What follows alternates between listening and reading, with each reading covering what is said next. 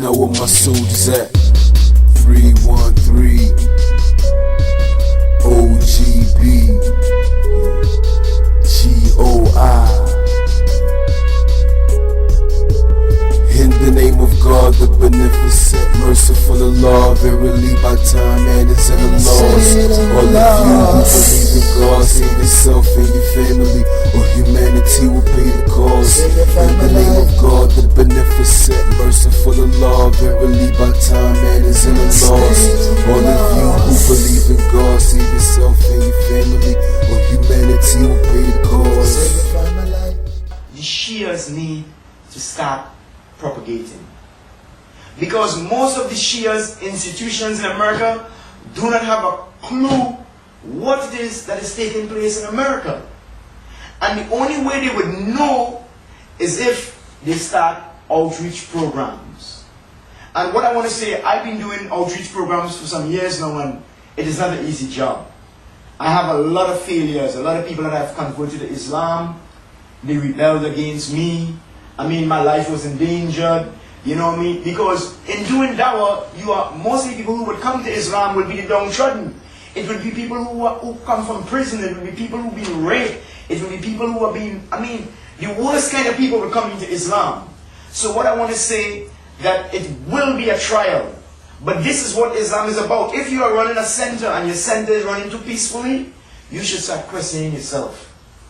You know what I mean? Because wherever truth is, there will be the biggest jinns. And if your center is running too smooth, brother, something is wrong. You see what I'm saying? Thank you. Outside also of the context of just within the masjids, I think, that's some excellent advice as far as how masajid could go forward and make outreach to the people. How about those individuals who perhaps are just, at the university by themselves? There's only 2 or 3 other Muslims, or the sister who wears hijab to high school. How can these individuals also partake in this effort? What is the best way for someone to do dawah if, let's say, their knowledge is not at a very high level, or they don't have the speaking capabilities to go out, or they don't have the confidence? What are some other ways, or what are some ways that you would advise to those different types of people? Well, when we speak about dawah can be done in many different ways, because dawah simply means to propagate.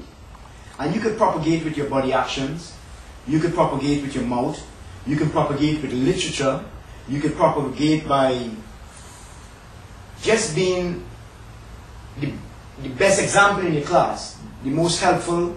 You want to do some dawah, start asking your friends, you need some help with your schoolwork.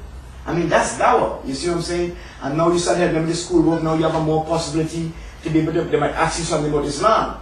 And then we have literature. Those who don't want to speak, you can just pass out flyers. You can just hand a friend a flyer. You don't have to say anything. Okay.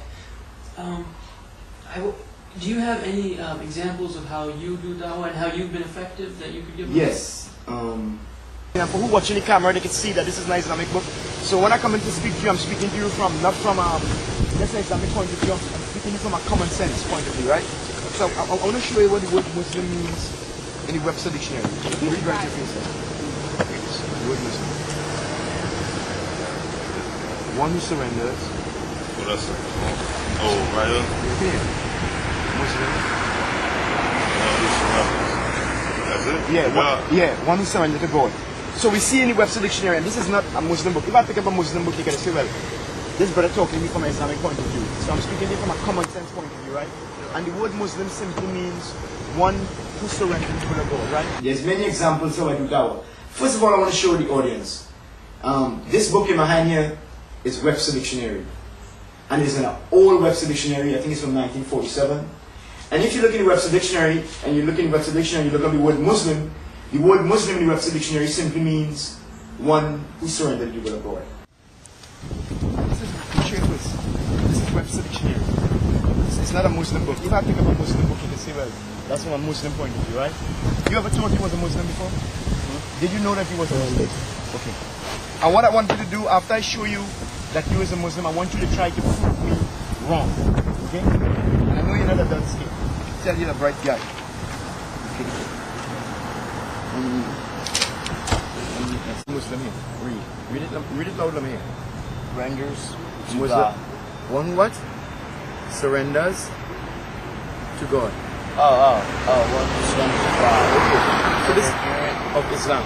Of Islam. Islam means peace and submission. Okay, so this is Webster Dictionary. You see, it's not a trick book, it's a simple Webster Dictionary. So what I'm showing to you, right?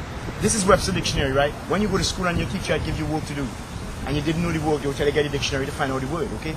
So the Webster Dictionary say that the word Muslim means one who surrenders to the will of God, okay? I want you to try to prove to me that you is not a Muslim. Can you prove to me you is not a Muslim? Why not? So what I do, and as I showed you earlier, I walk with this bag in my back, and in this bag in my back I have Islamic literature, and one of the main things I have in my bag is the Webster Dictionary. And I would walk to the streets. I mean, you don't have to do it this way, but this is how I do my dawah. I would walk in the streets and I would meet people and I would say, can I speak to you for a minute, brother? And they'd be like, I say, can I have a minute to I would like to show you something, please. Can I show you something? I would say, would you like to take a look in the Webster Dictionary? And I show them the word Muslim in the Webster Dictionary. When you look at the word Muslim in the Webster Dictionary, the word Muslim simply means one who surrendered to the will of God. Now, I won't even mention Prophet Muhammad to them. I won't even mention the Quran to them because this is alien information. This is something they've never heard about. So what I do to them is I connect with them based on reasoning. Now, everybody in America went to school and they use the Webster Dictionary. And when the teacher asked them something in school and they didn't understand it, what they would do? The teacher would tell them, get a dictionary. And when they get a dictionary, they would look up the word and they would take the meaning and the teacher would say, that's correct. And they wouldn't question it, the teacher wouldn't question it. So the word Muslim in the Webster Dictionary simply means one who surrendered to the will of God. So when I show them the word Muslim in the Webster Dictionary, I would ask them, I would say, brother, what I want you to do for me now, I want you to prove to me that you is not a Muslim. Based on the definition of the word Muslim. And based on the definition of the word Muslim, it simply means one who surrendered to the will of God. So O'Reilly, who is speaking all these crazy things about the Muslims, he is a Muslim. Because the word Muslim simply means one who surrendered to the will of God. And I ask them simple questions that is humorous, it makes them laugh. I say, brother, when it's time to eat, do you put the food in your ear or do you put the food in your mouth? And it's natural. They say, brother, of course, why would I eat through my ear? I said, why do you eat through your mouth? They say, because God made me to eat through my mouth. I said, well, if God made you to eat through your mouth, every time you eat food, you submit to who? They say, I submit to God. So every time you eat food, you submit to God. And one who submit to God is called a Muslim. So I said, brother, I would like you to prove to me right now that you is not a Muslim. And there is nobody, nowhere in the face of the earth can prove that he is not a Muslim. So if you would just use the Webster Dictionary and use the word Muslim, simply, there is no argument against it. Now if you come with Quran and you come with Bible, people go, but if you come with the Webster Dictionary, there is no excuse. I have people who left me saying, brother, I'm a Muslim Christian. Or I'm a Muslim Rasta. Because they don't want to leave the religion, but the argument is so effective that there is no way that they could say that he is not a Muslim. So this is how I connect with the people. You know what I mean?